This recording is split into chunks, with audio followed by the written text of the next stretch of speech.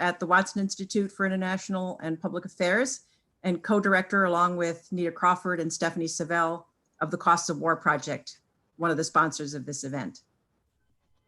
We at Brown are fundamentally honored and lucky to be able to have Reverend Dr. William J. Barber II with us today to talk about his work and ideas. There couldn't be a more crucial time for him to be with us, to now in the midst of social revolt and social reaction, and in the midst of social change possibilities that we have not seen in our lifetimes, no matter how old we are. William J. Barber II is a pastor and social justice advocate, building a broad-based grassroots movement grounded in the moral tenets of faith-based communities and the US Constitution. The movement confronts systemic racism, poverty, environmental devastation, the war economy, and the distorted moral narratives of religious nationalism in America today. Reverend Barber founded Repairers of the Breach, a leadership development organization in 2014 to expand and build a national movement rooted in moral analysis, moral articulation, and moral action. In 2016, he led a moral revival tour that covered 26 states and attracted thousands of people. In 2017, he and his colleagues launched a revival of the 1968 Poor People's Campaign that was spearheaded by the Reverend Martin Luther King, among many others. In 2018, the Poor People's Campaign launched 40 days of moral, nonviolent civil disobedience in 40 states and Washington, D.C., resulting in over 5,000 acts of simultaneous civil disobedience in 36 state capitals and the US Capitol. William Barber received a BA from North Carolina Central University, a Master's of Divinity from Duke University, and a Doctor of Ministry from Drew University. He's also the recipient of 8 honorary degrees and is a distinguished visiting professor at Union Theological Seminary. Dr. Barber's publications include the books Moving Forward or Forward Together, A Moral Message for the Nation, The Third Reconstruction, Moral Mondays, Fusion Politics and the Rise of a New Justice Movement, and Revive Us Again, Vision and Action in Moral Organizing. He's a frequent media contributor, having written for the New York Times, the Washington Post, and the Guardian, and he frequently appears on CNN and MSNBC. Reverend Barber is also an Auburn Seminary Senior Fellow and a 2018 MacArthur Fellow. Again, we are very honored and lucky to be able to have him speak to us today. The event today will have the following format. Dr. Barber will show a short video entitled Pain and Power that illustrates the problems of inequality that his movement is about. He'll make some introductory remarks, and then we'll have a conversation about his work and the problem especially of connections between militarism and inequality. We'll welcome questions of any kind from the audience, and we'd like those who are registered for the webinar to use the Q&A function to do that, to submit your questions. And if you're watching on YouTube, you can also submit questions there, and we'll hope to get to many of them. We're going to be continuing until 6 o'clock. So Dr. Barber, again, welcome to Brown, virtually at least. Thank you. And we're looking forward to your remarks after the video. Thank you so much.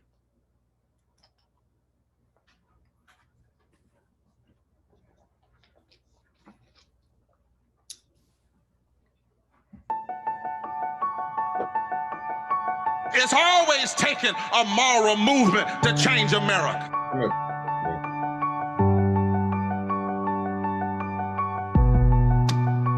People of all races and creeds and colors and religions and ages and genders and sexualities. People are committing to building a moral fusion movement and building power. Everybody say, "I!" I believe that we will win. I believe that we will win. This movement is not about merely saving the Democratic Party or criticizing the Republican Party. This movement is about saving the soul of this nation. We are rising up to fight poverty, not the poor.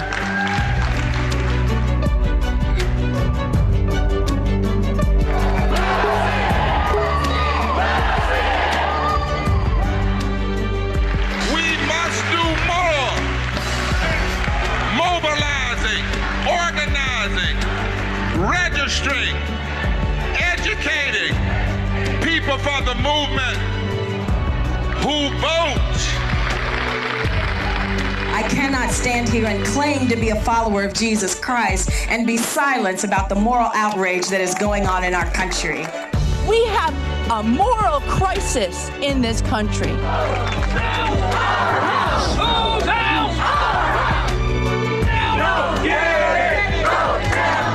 Thank you, we love you. Thank you, we love you. And any nation that ignores half of its people is in a moral and economic crisis. Forward together, not one step back. There will be a movement that will break through the con and bring people together to save the heart and the soul of this democracy and this world.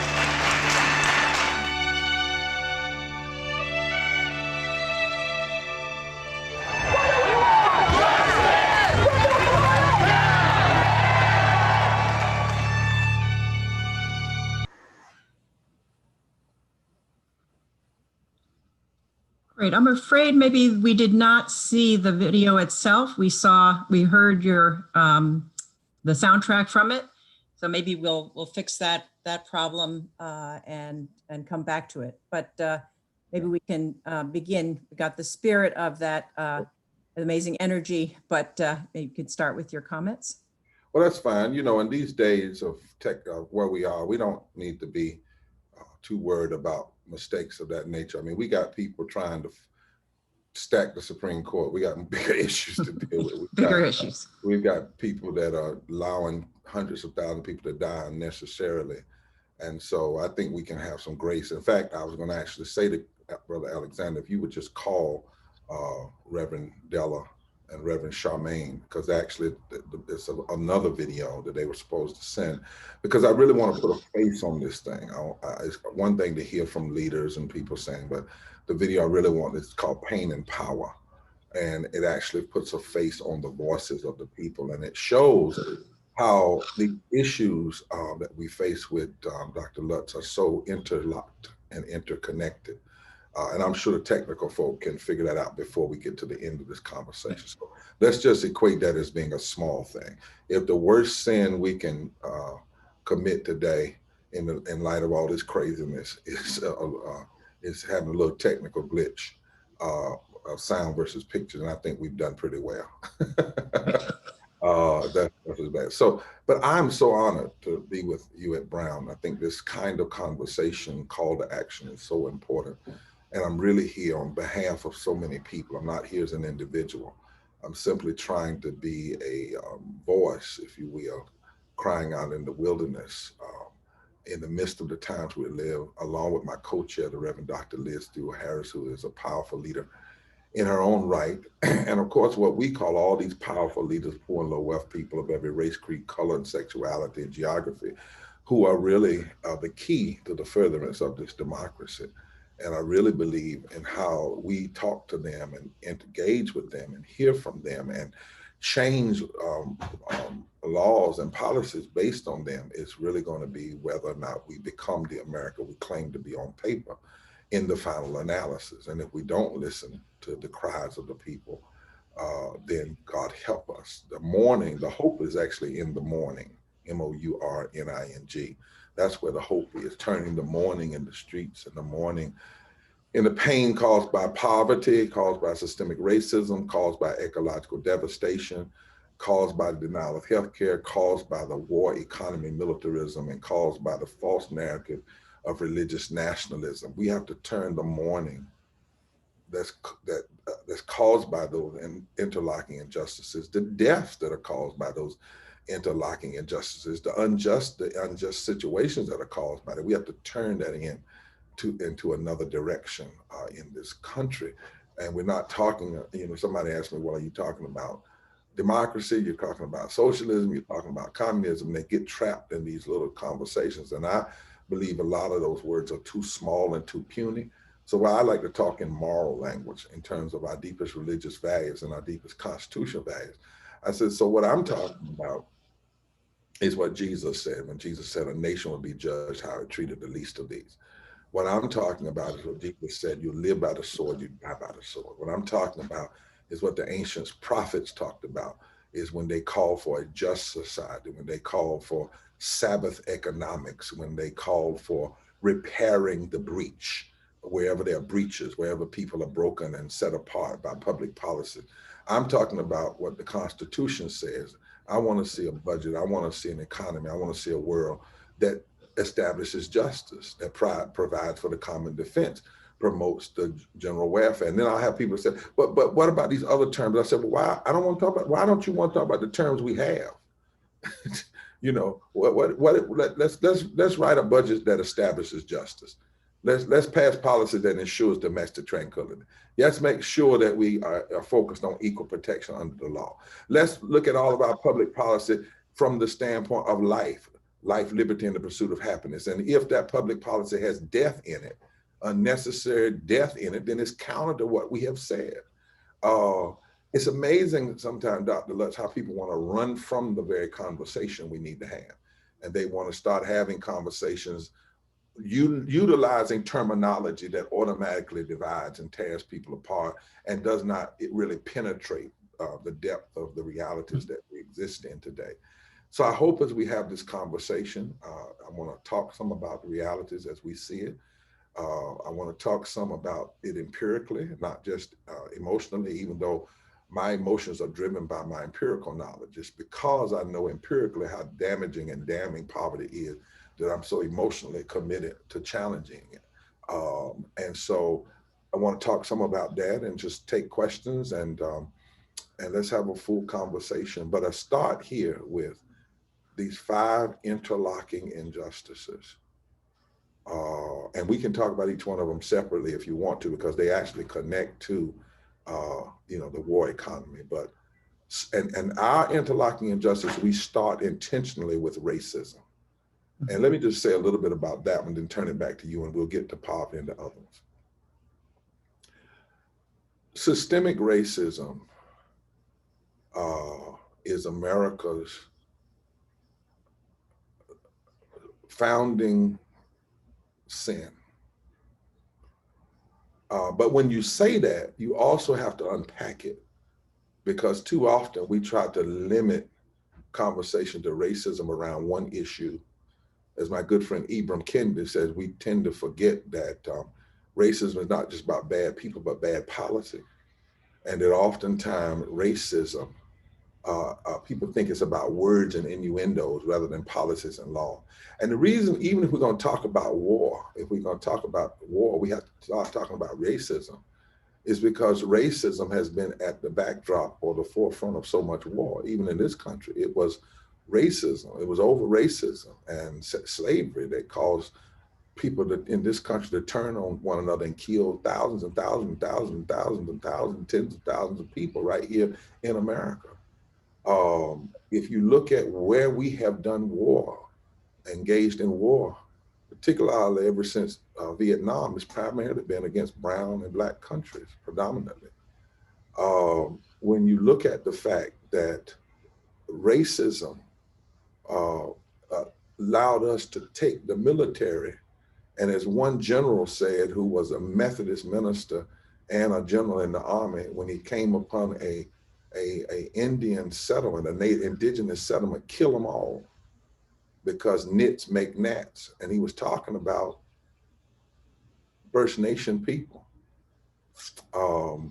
We used the military to genocide of people who were here.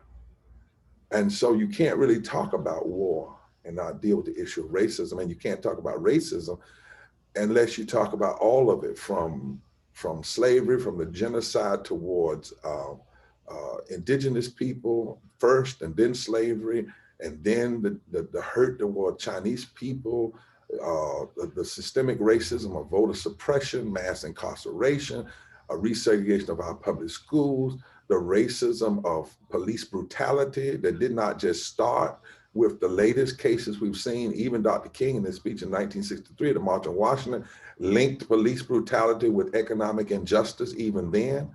Lynching and hanging and using the police to intimidate communities has been a part of this culture from its very inception. It was a part of the development of the Second Amendment that allowed militias, but really were about allowing for the raising of arms to put down slave rebellion. And so if we don't deal with a thorough unpacking of what racism is, and that it is not just police brutality and killing people on camera by the cops, as gross and grotesque as that is, as horrible and horrific as that is, if our conversation about what systemic racism is and what needs to be changed stops just there, and we only get moved if we see certain things on video camera, we actually are not unpacking the depth and the deadliness of racism and how systemic racism has so much impact yet in this society in the decisions that we make. So even in the Poor People's Campaign, even when I'm in Appalachia with predominantly white community, we start with an analysis of systemic racism and how it's connected to systemic poverty and so forth and so on. Because as Dr. King said, there were three interlocking injustices: racism, militarism, and poverty. He said these three interlocking injustices were killing all of us, not just Black people. Today, there are five, we believe: systemic racism, systemic poverty, ecological devastation, the war economy, and the false moral narrative of religious nationalism. And the good news is we can overcome them. The good news is it doesn't have to be there. The good news is imagine a world where we really, really, really break free of this racism, where we really break free of poverty. And the reality is we can do it. That's why the Poor People's Campaign doesn't just curse the darkness. We actually have put forth an agenda for Jubilee, an agenda for justice, an agenda for moving forward. So thank you so much for allowing us to be on. And the tech folk will work that out. They'll get it on at the end. Fantastic.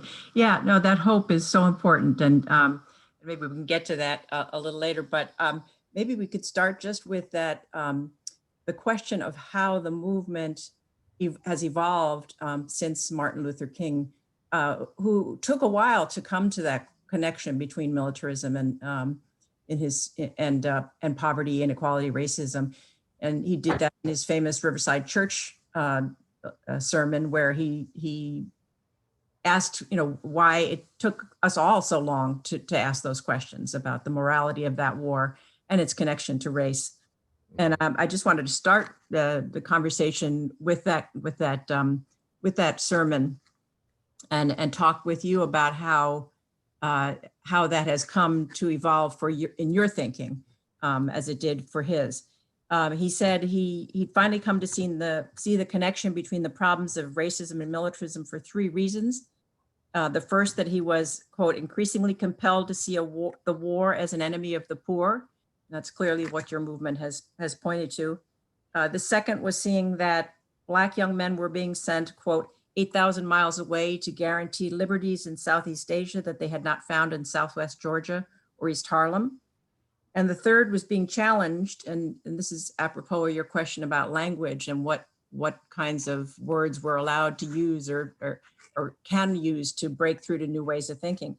He said the third was being challenged when he called for nonviolent protest to explain why the protesters' violence back in 67, 68 was wrong. And again, this was mostly violence against property, was wrong when the US was using violence to solve its problems overseas. And he had some very interesting reflections on why he had hesitated to come to talk about Vietnam at that point, but that those connections became clearer and clearer to him. And I'm wondering if you, in going around the country and thinking through this, see what kinds of challenges there are for people in the country to make those connections between the war overseas and the war against the poor. Racism overseas, the fact that these wars in Iraq and Afghanistan they haven't been in Europe or Norway, right? They've been against Black and brown people, and connections between that and police killings at home and poverty at home, even more seemingly indirectly. But I wonder if you can talk about that. Yeah, and poverty that is producing death. So poverty becomes a matter of domestic policy terrorism. 700 people are dying a day before COVID from poverty. 250,000 people a year. Now think about that. Before COVID. 140 million people poor and low wealth in this country. Before COVID, 65% of Latinx people, 60% of Black people, 41% of Asians, 39% of white people poor and low wealth before COVID. Then you look at the actual numbers, that's 37 million Latinx people, 25 million Black people, 7.6 million Asian people, and 67 million poor people. So you had 40 million more poor and low wealth white people than you did Black people in this country prior to COVID. 45% were women, 73 million people. 52% of children before COVID, 38 million people. And 42% of our elders, 20-some million people. And we know people die. And yet the war on poverty is the war we did not lose, it's the war we left the battlefield on, right? So let's wrestle a little bit with what Dr. King was dealing with and unpack that for a minute. And if I push back a little bit, we're gonna do this like professors do, you know, when we study, it's in love. You know, some of the popular teaching about where Dr. King came, and I'm not trying to defend him, where he came to and when he came to, needs to be explored a little bit. I had a conversation with Vincent Harding before he died, who actually was a major writer on that speech, Silence is Betrayal at Riverside. And just for a pin note, people need to note on this call that Dr. King was killed exactly 1 year to the date. I want folk to hold that, because before we ever question why somebody in this country comes to a point that they have to call the country out, like King did, the most greatest purveyor of violence the world has ever known, and challenges war machinery, is because most of the time they die. And they don't die, they die violently. And it's not necessarily the people who we would think, you know, we get assassinated, but the context is created for their killing. So Dr. King comes out against war and poverty and civil rights at that speech in April 1967. That night, 150 newspapers write articles against him, including Black newspapers. In the next few weeks, all of the civil rights organizations would back, well, most of them would back away from him, would write, this, not white people, Black civil rights organizations wrote resolutions, the same one that had marched with him in '63. He lost his invitation to the White House. So in a real sense, he and those who were anti-war and those who were anti-poverty found themselves in some ways an isolated community protest, and he pressed forward. I think we have to remember that. Now, but it is a little bit of a misnomer to say he didn't recognize the connections, because as far back in 1956, in a sermon at Dexter Avenue, he talked about the 99% running over the 1%, the 1% being ruled over by the 99%. He talked about war. It was in a sermon called Paul's Letter to American Christians, right?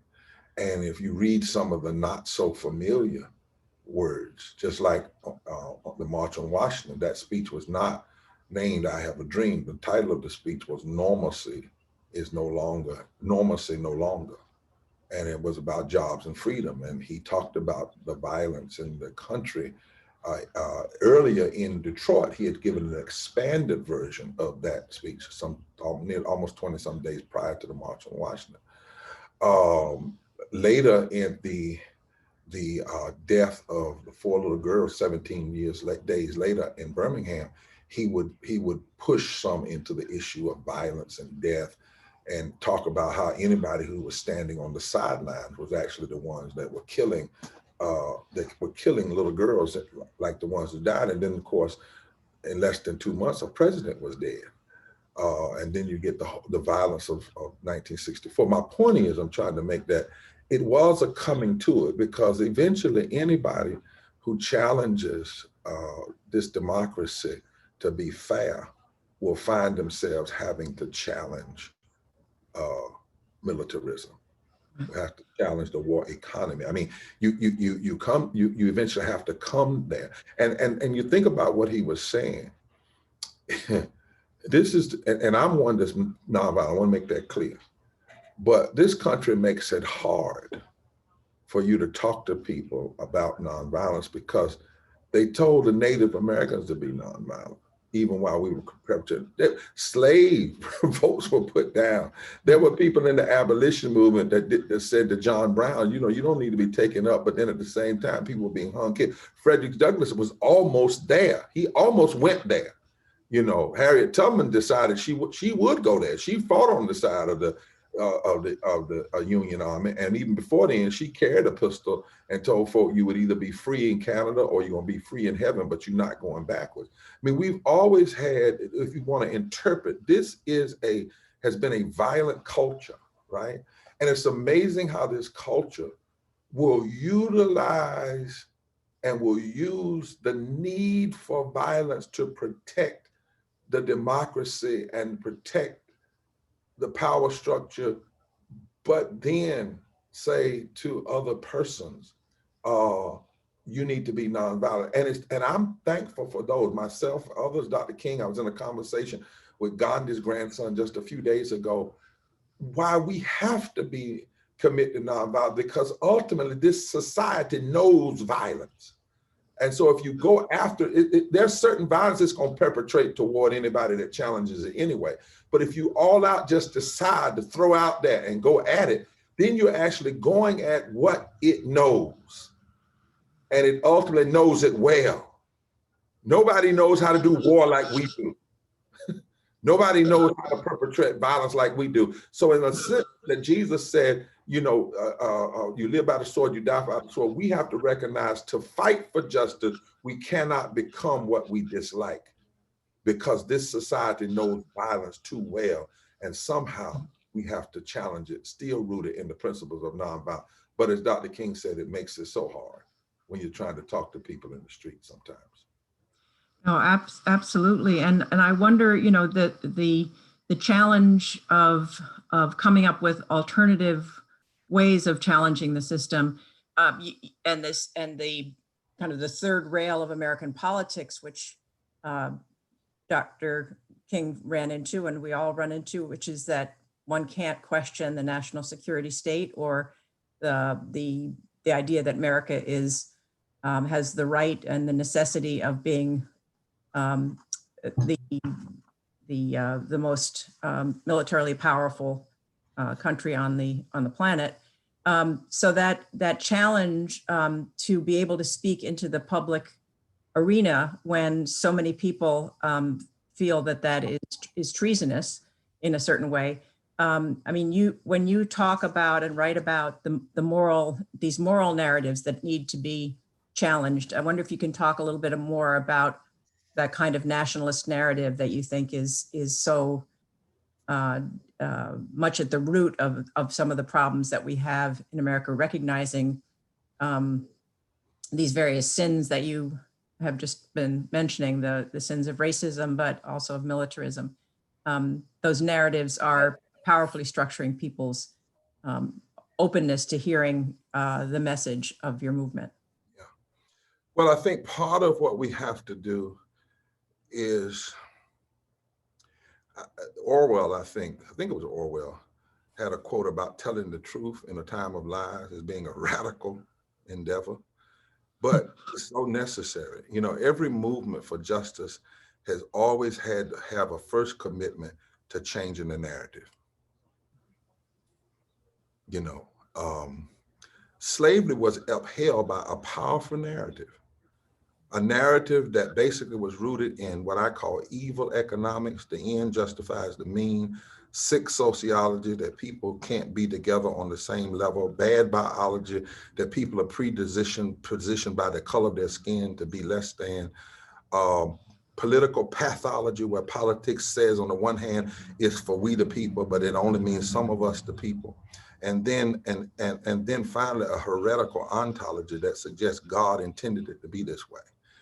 And you can find those lies in the stacks of our libraries of our greatest institutions, where not some rabid person spitting tobacco and wearing a Klan hat wrote, but professors, theologians spent time undergirding these lies, and that it was the American way, that in fact slavery was a part of our national ethos, that it needed to be this way. I often say that's one of the reasons why economics was split from moral philosophy. You know, early on, moral philosophy and economics there was no discipline for economics, it was moral philosophy. And within the framework of moral philosophy, you dealt with economics. But how can you talk about conscience and morality with economics if you got slavery? So economics was kind of pulled out to be just about numbers. But that's when it becomes evil, because the Bible that I read says the love of money is the root of all evil. So one of the things we have to do is unpack the lies. I think that's one of the reasons why even now when we're seeing Trump and McConnell, now I don't list them as the beginning of the problem. I tell folk that you cannot say that Trump and McConnell aren't America.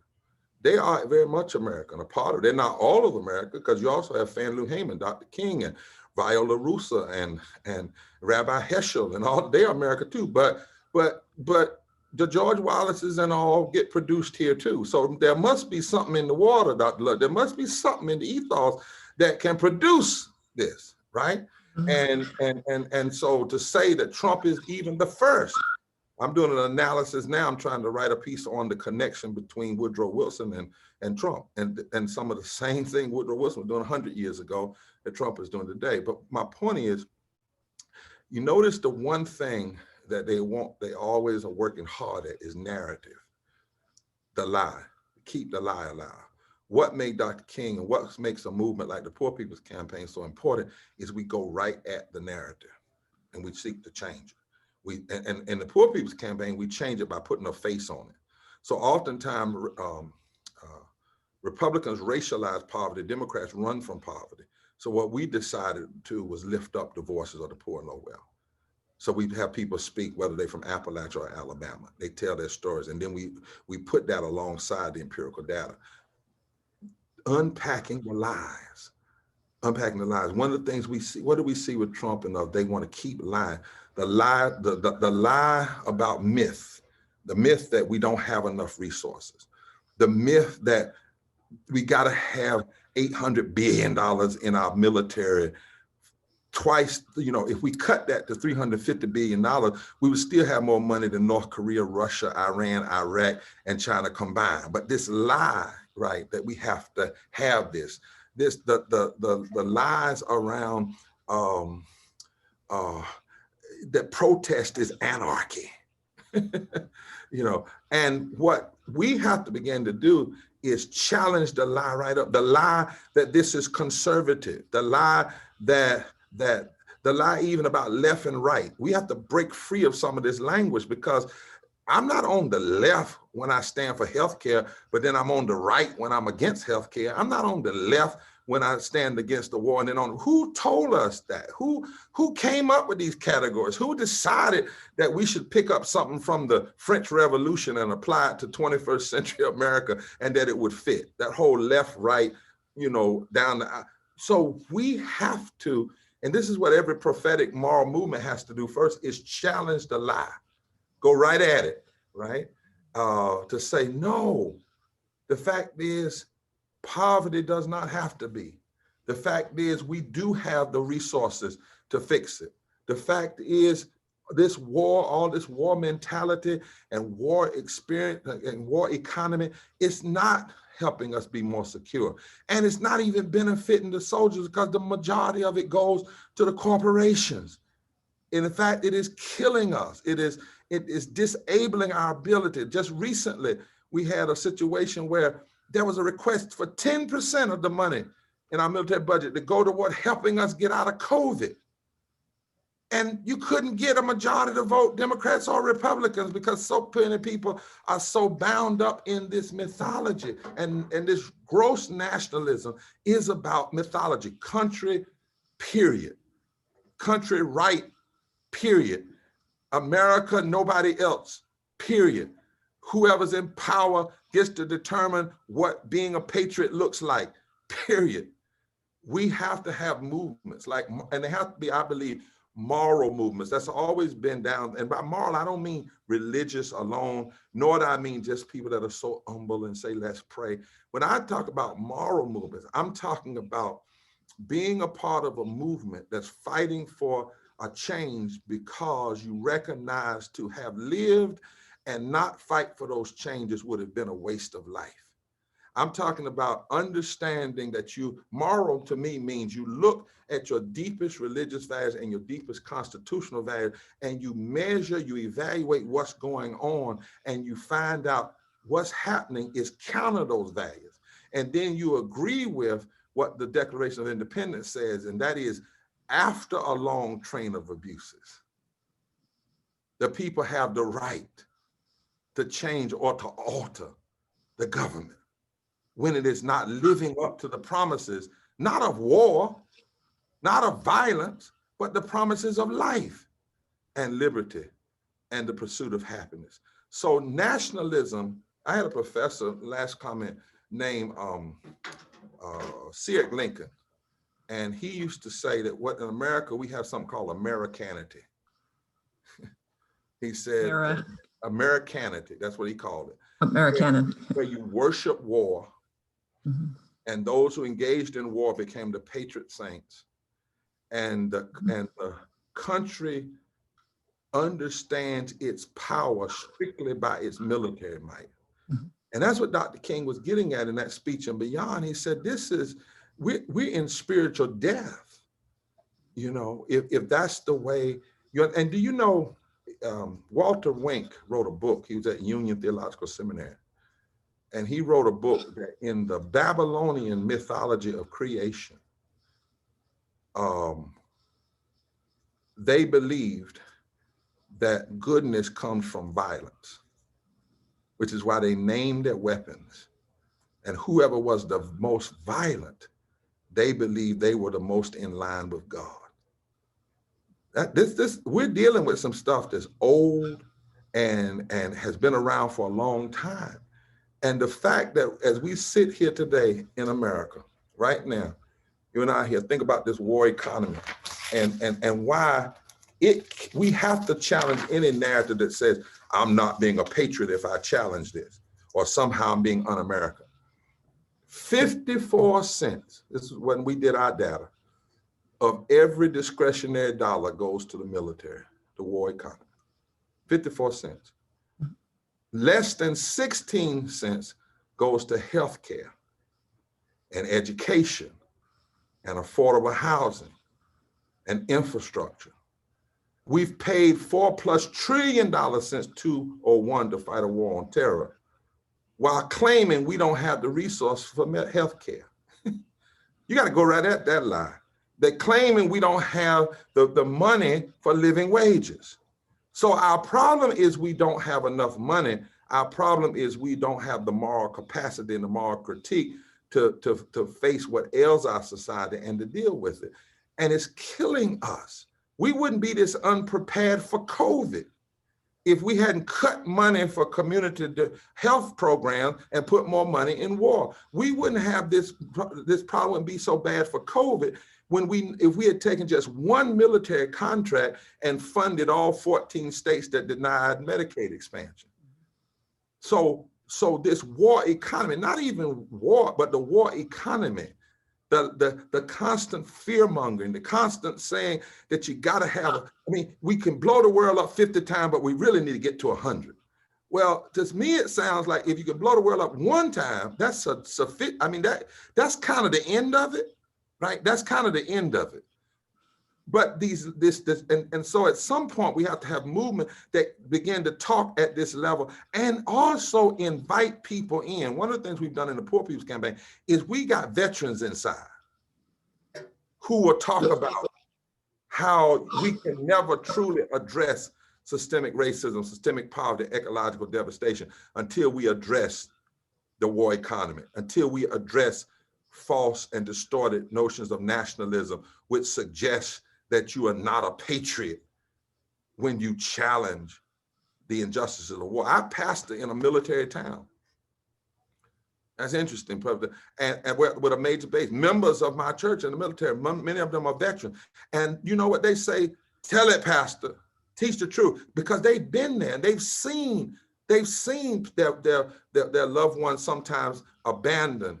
While we got all this money for war, and yet we got 23,000 veterans on food stamps, and many more using underpasses for homes and hotels and apartments. So we have to go right after the lie. And the lie is that money solves it all and war protects it, when the truth of the matter is money, the love of money is the root of all evil. And if you live by the sword, ultimately, even as a nation, you die by the sword. And certainly if you put more money, 54 cents of every discretionary dollar. Actually, we have a slide that that shows that just what you're talking about, the misplaced priorities, the central role that military spending plays in the way the federal government thinks it should be doing its job. And I think Alex can put that up there. Yeah. Wow. Yeah. So that 53% in the last fiscal year went to the military.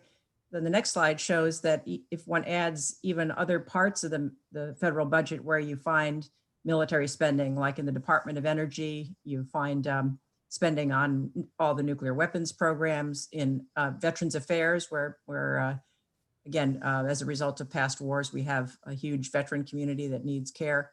So the squeezing out of every other human need is visible right there in that pie chart, where the blue is eating everything else.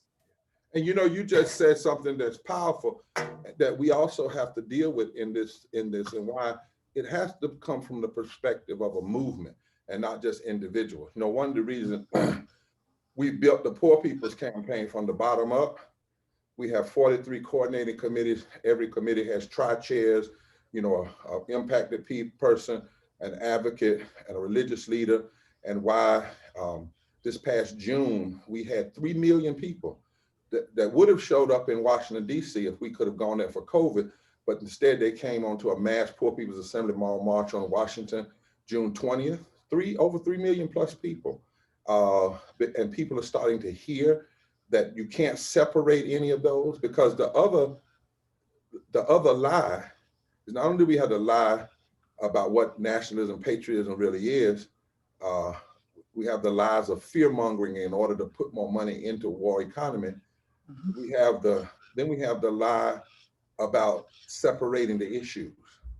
You know, that's one of the things Dr. King was hated for the most, is uniting the issues, right? Uniting, you know, the issues, because that's what, I mean, I've literally been in rooms, Dr. Lutz, talking to politicians, and they'll invite me in the room, and I said, no, I can't come by myself. I'm gonna bring some of my friends, and I'll bring, say, a labor leader, a poor person, and a veteran in, and they get shook. They're like, well, we didn't expect, well, wait a minute, we thought we were gonna talk about racism. I said, we are gonna talk about racism, but we're getting ready to talk about how it interlocks and connects with everything. And the reason is because they want us to separate these issues and not show people the connection. So you have a conversation about race over here just with Black people, and one about environmental, but primarily white people and environmentalists. You have only the economic thing with the labor people, or primarily white, and the war thing, you don't even get into it. We cannot do that any longer. We just cannot. But there was something you just said in addition. Past wars, that's that fourth lie, right? And it's rooted in giving free stuff to the welfare people and all of these mandates and what do they call it? Lee Atwater called entitlements. Entitlements, right? Entitlements, right? That's the cause of our federal deficit. That's the cause of our problem, and it's several lies wrapped up in that. One is that the cause of any economic problem we have is all the wars we've been in that we shouldn't have had to go into. And then if you say that, they say, well, do you just let people drop bombs on you? I mean, blow up buildings with the planes and don't respond? Well, that's not, see, that's a different conversation.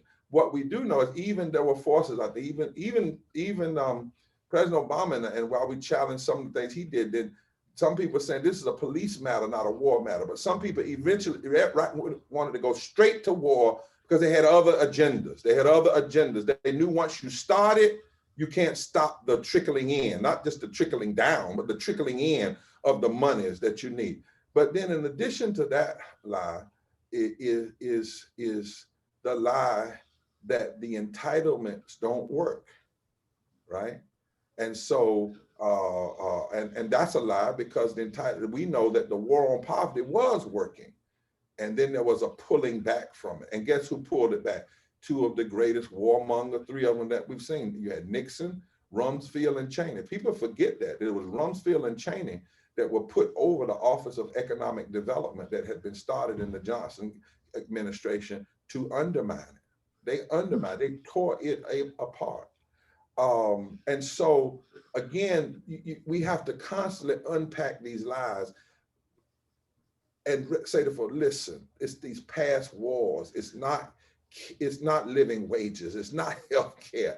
You know, it's these past wars. And it's almost like we treat the war machinery in a kind of socialistic standpoint because they get whatever they want, right, from the people.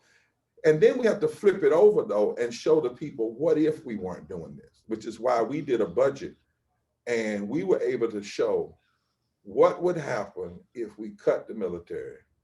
What would happen if people were paid a living wage? What would happen if people had health care? And in our budget, we found out things like this. Number one, we'd have another $300 billion that we could use in uplifting the whole society. And if you want to argue that you need a strong military, well, we did it in a way that said, and you would still have more money in the military than you have in 5 or 6 countries you claim are adversaries. We then said, if you pay people a living wage, not only would you lift 49 million people immediately out of poverty and low wealth, you would pump $368 billion into the economy. The same thing is true if you provided people health care as it being attached to their bodies and their humanities and not to their jobs and to their income. I mean, the benefits of doing right are so powerful that we came up with a phrase to say it's not only morally defensible, it's not only constitutionally consistent, it's economically sane if we would do it the right way. So the contrast is true too. If you don't do it the right way, it's morally indefensible, it's constitutionally inconsistent, and it's economically insane. Yeah, I think that one of the myths about the military budget is that it does create economic opportunities for people. But again, I think a lot of Americans have trouble thinking systemically, as you really are pointing out, about the connections between things, right? It's as you said in your example of talking with the people on Capitol Hill, that they don't want to see everybody come in together because they know that that's a really much more powerful. Can't tell the same lie if everybody Social argument. But yeah, but the idea that the military budget creates jobs when in fact it's one of the contributors to inequality by redistributing wealth to the corporations and to the highly paid CEOs and highly paid engineering and technical labor, which tends to be white and male. So that if you look more closely systemically at the economics of military spending, it's not a contributor to the general welfare. And as many generals themselves will say, we're not a jobs program, we're a national security program. But it is true that it is a jobs program. It's just not, it's not making life better for all those people working poverty wage jobs. Even among the military. I mean, that's the other side. It's not as though you got almost $800 billion going to the military and it's raising the salaries of those on the front line, if you will. The fact of the matter is the corporate executives of the war economy make millions and billions of dollars more, while the average combat soldier barely makes $35,000 a year. The person you're asking to put their quote unquote life on the line when it's necessary. Now, my father was a Navy man, and my father was against the military industrial complex. He went to war. He didn't believe there weren't times that we might need to go to war. My father was a preacher. He was nonviolent personally, but he also said that there are some times and there are some real evils in the world There may be some times when the nation shouldn't do it just any way, but he said, you know, there may be some times, and I can tell you, my father, who was very nonviolent when he was in the street, but if somebody tried to come inside of our house and take one of his children and take his wife out, he wasn't going to say, please don't do that. He just wasn't. You know, he might have a temporary, what I call a temporary reprieve from nonviolent, get you off his wife and his children, and then ask for forgiveness later from the Lord. But that's just, I'm just talking very real, my father, but he was one of the most men committed to nonviolence, and he was, and also he knew that this war economy, he talked often about, you know, he went into a Navy where he wasn't even respected as a human being. He fought in World War II. He can remember when he had to sit in the back of the bus while train while German prisoners of war rode in the front. And so he said, don't even talk to me about patriotism. I know I'm patriot. And because of that, I gave first-class blood for second-class citizenship. I'm going to speak out against what I see. And so, you know, we have to be able to challenge, as you said, this warmongering. I like to use that word. This more war, kind of a biblical word, has a sound to warmongering, the constant looking for places to do war, but to do war for benefit. And you know, Trump said it, but he said it. He was the wrong person to say it because he's the main one. But there was just a teeny bit of truth, maybe a lot of truth in what he said. Now, he tried to blame it just on the generals, but Eisenhower said there's a complex, there's a congressional military industrial complex, clear benefits, right? And they never want to have the conversation about, for instance, what if you hadn't spent $5-6 trillion into misguided war, misdirected war after 9/11, and had used that money to build an energy grid and to create new jobs? Yeah, so if you keep your military strong, if that's what you're saying you need to do, but you recognize you don't have to have it $800 billion strong. You don't have to have that grotesque amount. And then you use that other money to, in fact, do living wages. Don't you realize if you give people a living wage and 49 million people come up out of poverty, they're going to spend the money. And guess what that's going to do? It's going to create more demand. And guess what that's going to do? It's going to create more jobs. Mm-hmm. So the very fact that we get rooted and stuck in these lies, right? And I hope your audience understands what I'm trying to say. I'm trying to say is both, there are two things that are true. Number one, we need, as Dr. King said, in the times in which we live, it's no longer a nuclear war. It's not just about war and not war. It's about existence and non-existence. Let's just get that clear. Number two, I'm nonviolent and anti-warmongering and all of those kinds of things. But every now and then when I'm in a conversation, I may say to a person, listen, let's take for a moment that you agree or you believe we need a military. There is another place you can talk about this from. You need a military, but you don't need all of this greed and all of this warmongering and all of this money that's actually making you less safe. I mean, and COVID has revealed that in a real sense, because the pandemic has revealed to us three things, I think. The fissures of society, poverty and racism, which public health officials that are true to their calling will tell you that pandemics exploit the fissures of poverty and systemic racism and the policies that create so much vulnerability in a society. And then that vulnerability doesn't just stay among the poor people and Black people, because if you're in the country, and poor people and white and Black and brown are being hurt and people are being infected because of racism, guess what? It's going to spread to other places. It's not going to stay on the Black side of town or stay on the poor side of town.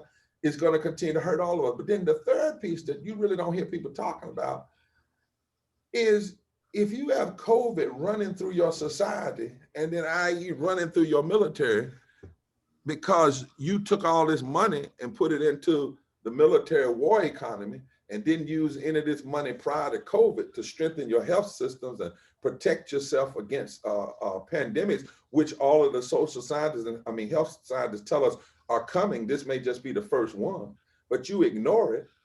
Aren't you in a less safe place? Mm-hmm.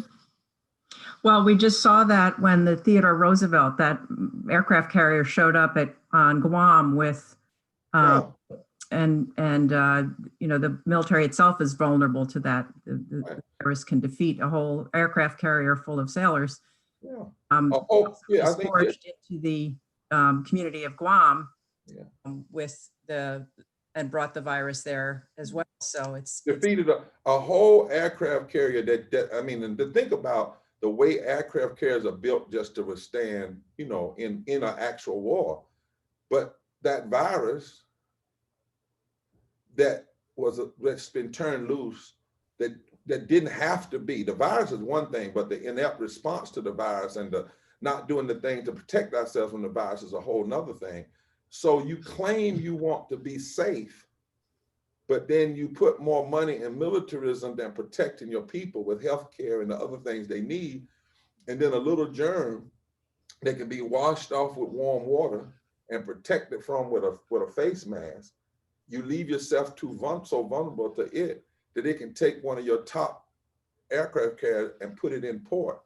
Well, what if you were in the middle of, we have to start really unpacking the foolishness and the ways in which a deep commitment to nothing but the war economy and militarism, just for the greed of it, is a matter of national security. In fact, it puts us in a place of national insecurity.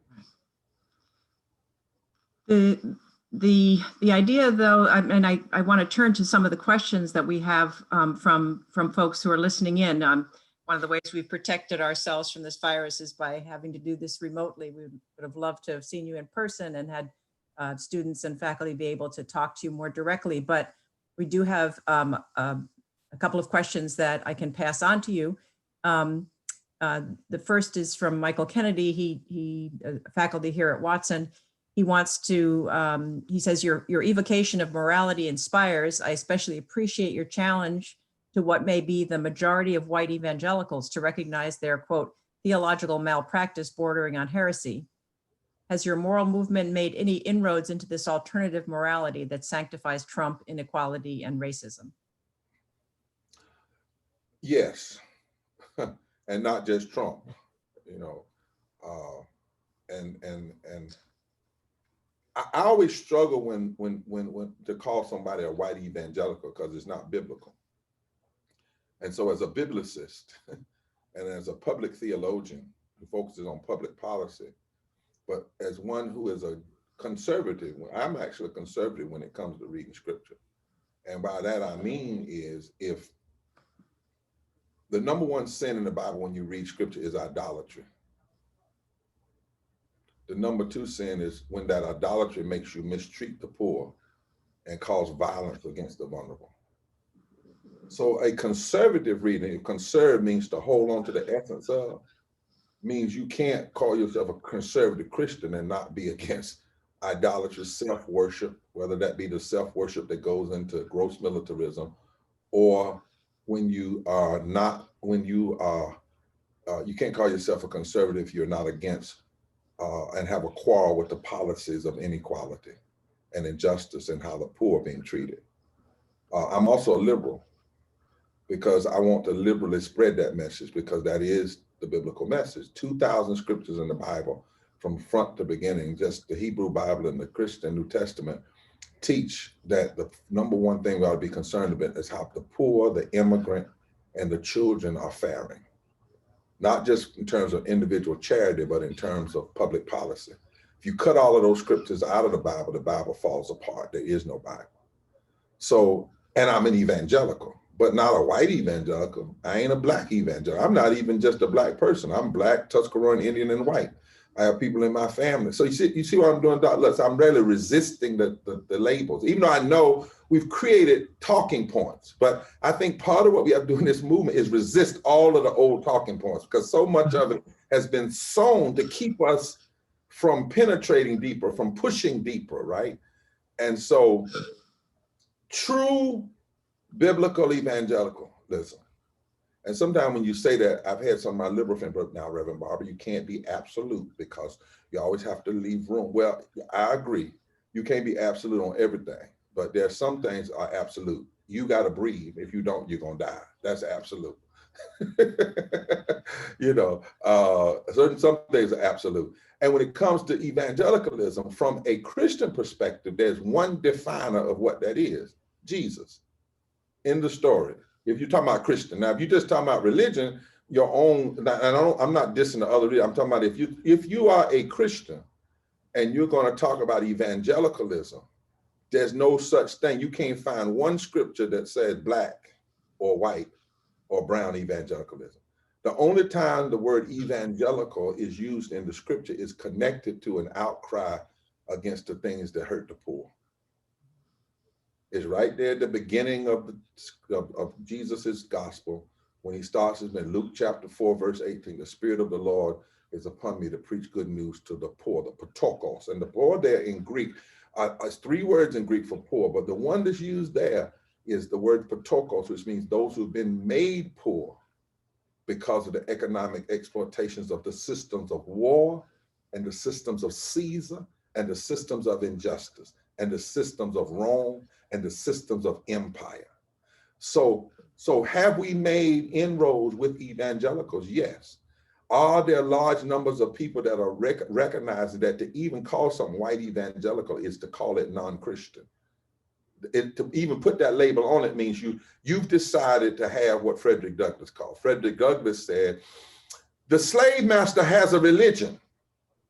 It's not Christianity, he has a religion. And I hate the religion of the slave master, but I love the Christianity of Jesus. Frederick Douglass would not dare call the slave master's religion Christianity, even slave master's Christianity. He refused to put that title because he knew it was counterposed to everything that Jesus stood for. So we're having a lot of inroads. We're in Appalachia, we're in the Deep South. But the other thing we're having to do is it's not just, for lack of a better word, the white evangelicals or those that claim that term. That's the problem in our society. Some of the problem has also been the quietness. Dr. King talked about it wasn't just his enemies, it was his friends. Remember, when Dr. King was in the Birmingham jail, it was not white racist pastors that told him to slow down. It was pastors he thought would understand.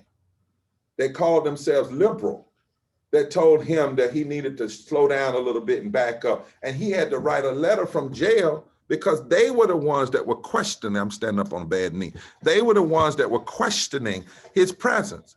And so too often, the church in America and sometimes the leadership in churches say things like this, where we have to preach to everybody and we don't want to make anybody mad and we have to have a place where Republicans and Democrats can come and pray.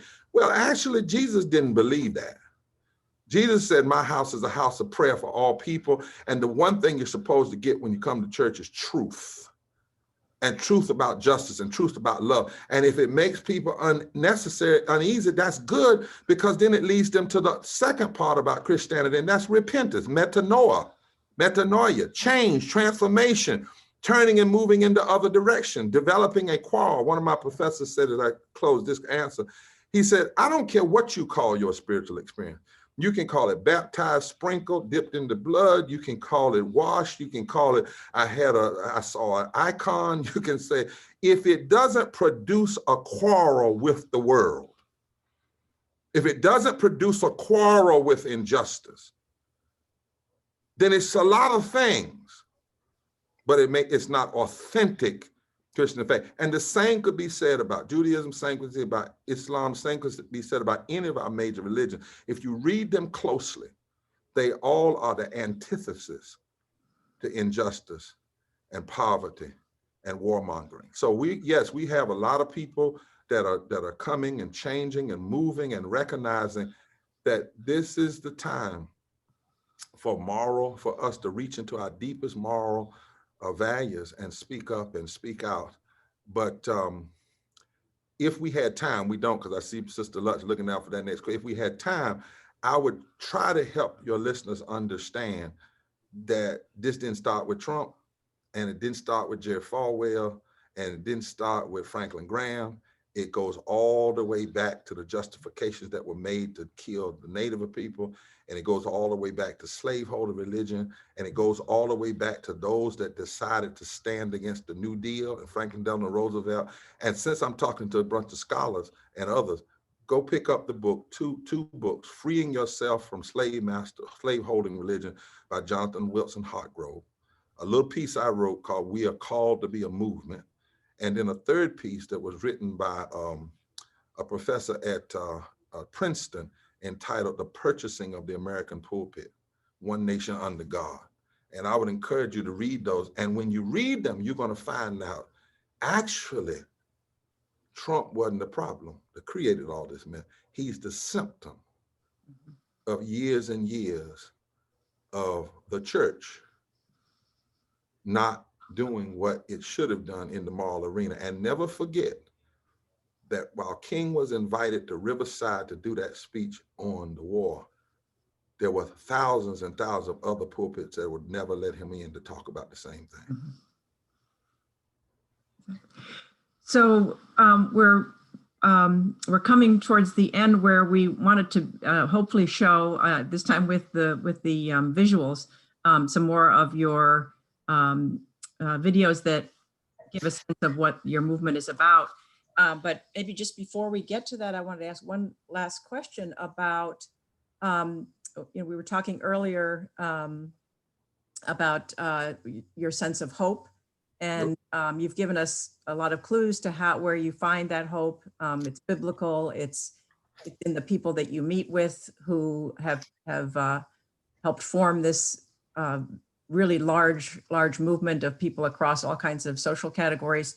But you also talked about Frederick Douglass's message that you have been reading recently that gives you a renewed sense of how to think about where the hope lies. And I wonder if you could just speak a bit about that. I think everybody on this Zoom ought to go pick up that speech, May 1857. Right after the Justice Taney decision, Chief Justice Taney, who should have never been on the Supreme Court, was forced up there. And he led the court unanimously to rule in the Dred Scott decision that Black people had no rights that white people ever had to pay attention to, that Black people were not citizens because they were born slaves, they weren't even human really, and therefore they had no right before the court. And people said, this is over, this is it. The abolition movement, the Supreme Court is even against us. And Douglass does this speech in 57 where he lays out how bad it is, how bad it was, how bad it looked, he just goes down the whole bad list, right? And then he finally calls it monstrous. He said, this is a monstrous decision. Then he starts turning because you can't have a movement that's just critical of the darkness that does not have light, which is one of the reasons. Let me just throw this in parenthetically. I want your listeners to go to our agenda, poorpeoplescampaign.org, and look at that moral justice platform, because, so we can think about what kind of society is possible, what's possible. So Frederick turns and he says, opposition like this is well organized. And he says, and I'm paraphrasing, he says, and those committed to human bondage didn't even need to create other organizations. The state was on their side. The state is on their side. The war machinery is on their side. The federal government is on their side. And now even the highest court in the land is on their side. And then Frederick says, but and I'm paraphrasing, every moment that overthrows this kind of opposition always looks impossible until it happens. And then he says, I would remind the people to remember that David looked mighty small in front of Goliath until he stood over him. I will remind the people that the Supreme Court is supreme in this earth, but it is not the ultimate supreme. It still cannot stop us from reaching the consciousness of the people. It still cannot stop us from reaching the heavens. It still cannot stop truth. Tanny can do one thing, but Tanny can't do the impossible. Tanny can't make wrong right and right wrong. He goes into this whole piece. He says, and then he says, and I've studied our movement. I've studied this abolition movement. And what I know with a surety is that every effort to ally and to stop our movement has only served to embolden and intensify our agitation. And then he says, could this be the act, the moment, that is but the final chain, link in the chain preparatory to the downfall of the whole system in slavery? And Frederick was saying that there are moments like moments we're in now when sometimes injustice goes so far, it goes too far. America's not going to be able to get out of the crisis we're in with coronavirus and the aftermath without addressing this issue of militarism and how we're going to have to pull some of that money to use what you're going to have to face it. You cannot, in a world in which we live now, not face it. I mean, we're going to have to face healthcare for all. We're going to have to face how do we get people up out of the poverty that we're in now. We're talking about 40% of people who had jobs $40,000 below. They're gone. They're gone. And what Frederick Douglass did that we have to have the ability to do is not, he was not saying what happened wasn't wrong, it wasn't evil. He was just saying it's not going to have the last word. First, because he was still alive and others like him were still alive. And when we talk about Black Lives Matter and we say this is the first time we've seen black and white people work, no, it's not. It's the first time we've seen it on video. It's the first time we've seen it in this particular, but the abolition movement was black and white. The anti-slavery movement was black and white. The Reconstruction movement of the 1800s was black and white. The early labor movement was black and white. Frederick Douglass stood with women and Chinese people fighting against the viciousness of the government against the Chinese people in the 1800s. The civil rights movement was black and white. The lawyers that went in to overturn the Plessy decision were black and white and Jewish. We also cannot allow the larger culture to mistell our own history. Because that lie too can mess you up. When you don't know your own history and we start acting brand new, like what we see now, we've never seen it before. What we see now is on the backs of what we've seen before. It's the seed coming up. It's the roots, it's the leaves, it's the branches coming up from the tree, the oak tree of justice that's always been planted in the middle of this democracy. What we see now is the tributaries that's coming out from the river of justice that's always flown through this democracy. And that's where hope lies, is remembering that I don't care how bad it is today. Let me tell you this, listen, as a black man and as a person who's also part Native American, what we facing now ain't worse than slavery. What we facing now is not worse than genocide. So you get your heads up, you get your battle gear on, and you decide that we're not gonna do less when our people did more with less before us. This is not worse than the women not even having the right to vote. We had a right to vote. They didn't even have the right to vote. And they didn't quit. Mother Jones and others of them said, I'm going to fight till hell freezes over, and then I'm going to fight on the ice. And so that's what gives me, and where I get this from is when I'm out here with the people, walking through the Rio Grande River with a family that just wants to touch each other for 2 minutes because they've been separated because of these unjust laws. Being up with poor folk in Harlan County and Martin County, Kentucky, who I just got off a call with before I got on, who are doing caravans all over Kentucky. And people down in the Delta, and people over in the Tenderloin in San Francisco, one of the poorest areas in the country, and then fast food workers in Carolina. This is what they are saying.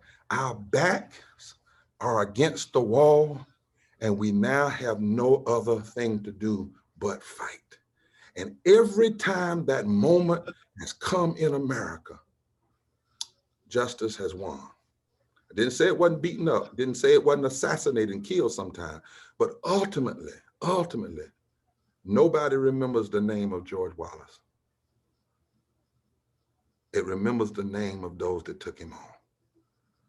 Trump is loud now, but he ain't the last voice.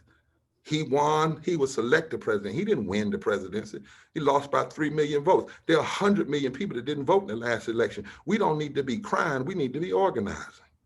We need to be mobilized. We need to do more. Mobilize, organize, registering, educating people to vote. Mike Epps, last point. Mike Epps is Black in Mississippi, running for the Senate. He only lost in a special election last year by 2 points. He only needs 20% of the white vote in Mississippi to win a United States Senate seat. 20%. You can't tell me there aren't 20% of white people in Mississippi that know right from wrong. I know they are, but many times the party has ignored them and we've not gone after them. What we need to do in this moment is, if we're against violence and if we're against warmongering, then we need to raise our own army of love and our own army of truth and our own army of nonviolence. That's what we're committed to do in the Poor People's Campaign, by calling people together to respond to these interlocking injustices. And we're in it for the long haul, because in a real sense, we're all we have and we're all God has. But if the rejected come together, we can become the cornerstones of a new reality and a moral revival in this country. Thank you so much, Dr. Barber. That's incredibly inspiring, incredibly motivational, and you're speaking to a lot of folks here at Brown, and this talk will be online, so I will hope to push it out to lots of other folks to give them that same sense that we get here today from you, that that hope is hope's alive and the movement is vigorous, and that the path forward has been thought about very deeply and usefully by yourself and others, and that we really appreciate your bringing it to us. Thank you. I want to get, the hope is in the morning. Blessed are they that mourn doesn't mean blessed are they that go in a corner and cry. It means blessed are they, the Greek word for mourn there is mourn so deeply that they make a change. And that's where the blessing is, in the morning. I hope you will send out to your folk the links about the budget. Yes, absolutely. www.poorpeoplescampaign.org, so people can join in. The Voting is Power Unleashed movement and join in the agenda and join the campaign. It's been powerful to be with you. I don't know which video, did they get the video? Which one do they have for the end?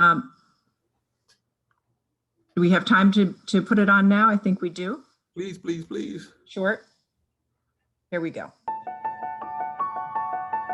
I think that's the same. It's always taken a moral movement to change America.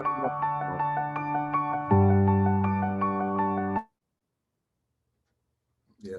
Do you have the one called Power and Pain? That you don't, that's fine.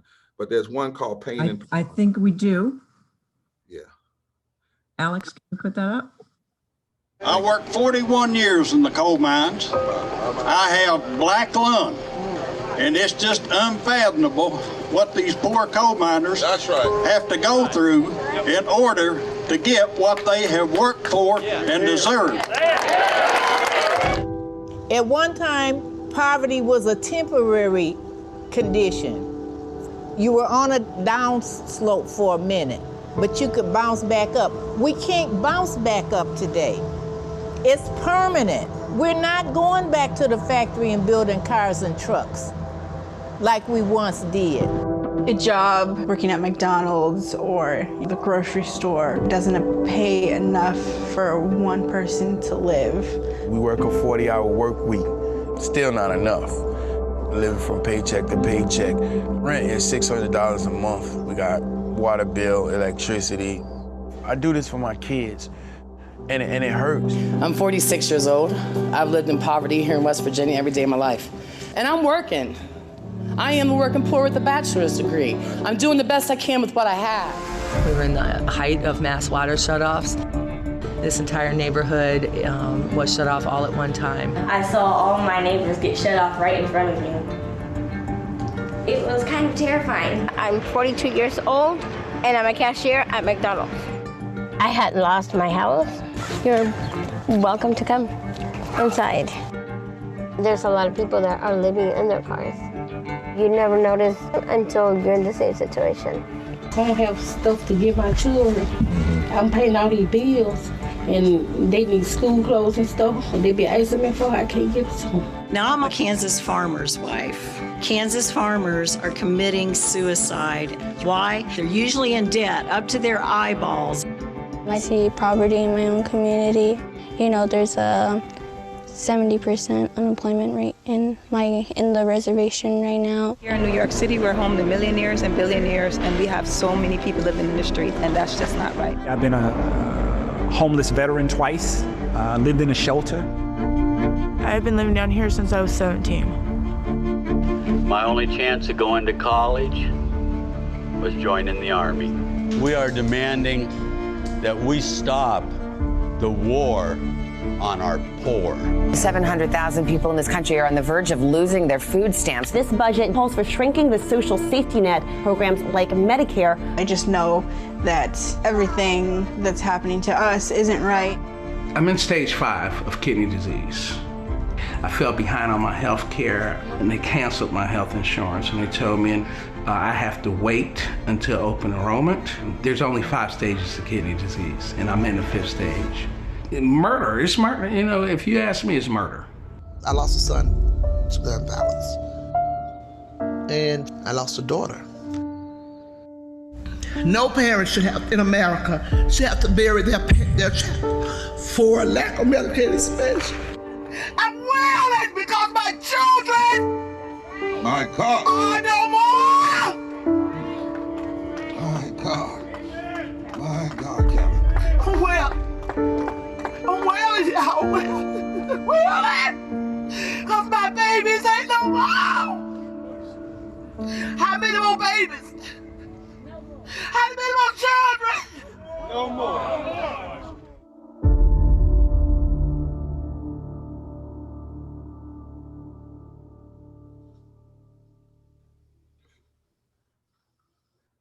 And the other video follows that one because it shows that people are not living in their tears alone, but because of those tears and because of that pain, they're fighting back.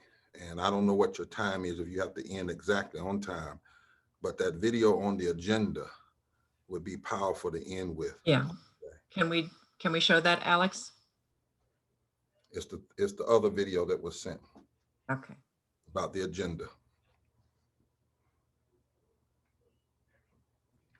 But I want always people to see the faces. That's why those are people that are fighting back. And we found out, as he's pulling that up, that there are 60, in 15 states, poor people voting at an average of 1 to 20%. I worked 41 years. That's not the one. Poor people voting at an average of 1 to 19% can fundamentally change the electorate. I want folk to hear that. Not 30%, not 21%. In 15 states, all battleground states, it's just 1 to 19% of poor and low wealth people, but 1% in Michigan, 19% in North Carolina. They changed the electorate from governor, senate, presidential, all the way up. We are not weak. That's the point. We got to say that to ourselves. They've tried to make us think we're weak. We are not weak. The majority of this country is with us. We just have to organize, tell the truth, and be bold about it. Do you have that last video that was sent over? And it's fine about the tech. Don't even worry about it, Doc. Oh, I'm just getting the message that. Here we go. It's always taken a moral movement to change America. Here we go.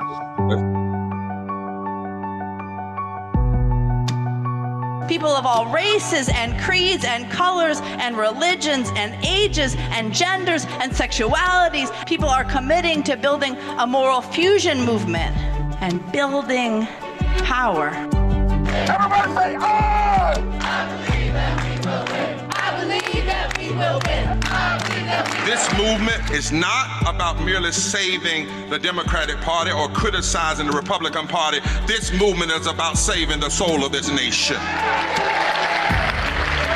We are rising up to fight poverty, not the poor.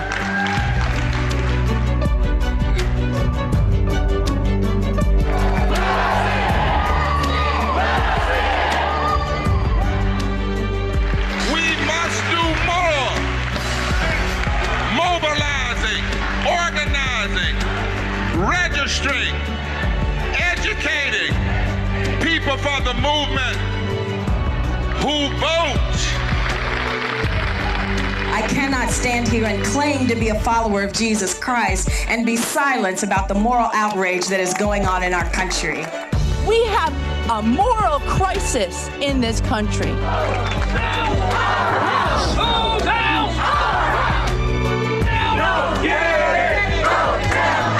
Thank you, we love you. Thank you, we love you. And any nation that ignores half of its people is in a moral and economic crisis. Forward together, not one step back. There will be a movement that will break through the con and bring people together to save the heart and the soul of this democracy and this world.